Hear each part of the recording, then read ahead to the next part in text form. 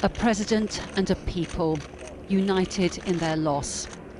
Words of comfort for the families who lost loved ones and gestures of support for those who survived.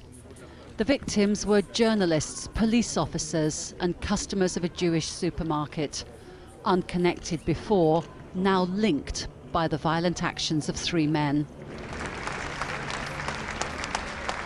Leaders from more than 40 countries stood shoulder to shoulder with the French president. On this day, the president said, Paris is the capital of the world. People gathered at Place de la République, the traditional starting point for marches in the city. Men and women, young and old, united in their wish to reaffirm the French values of freedom, equality and fraternity. I think it's very important to show our support to the people who died during those attacks and to show that we all support freedom of speech. We are proud to be Muslim and we want to fight for unity of all French people.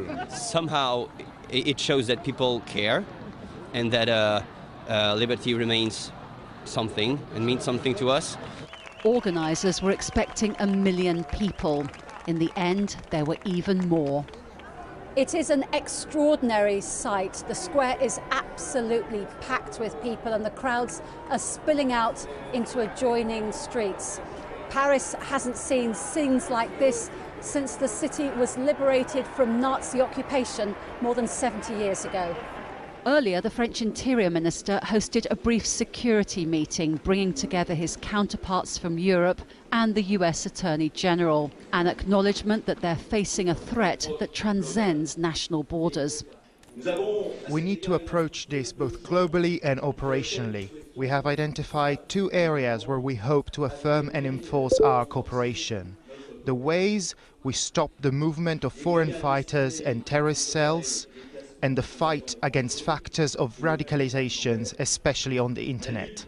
In recognition of the Jewish victims of the attacks, the French president and the Israeli prime minister visited the Grand Synagogue in Paris.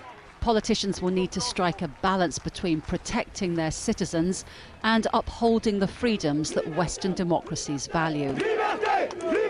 Back out on the streets, and the marchers started to move forward, walking the short but symbolic route to Place de la Nation.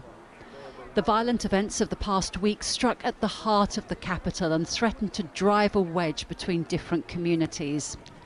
The loud and clear reply from all these people: France is united.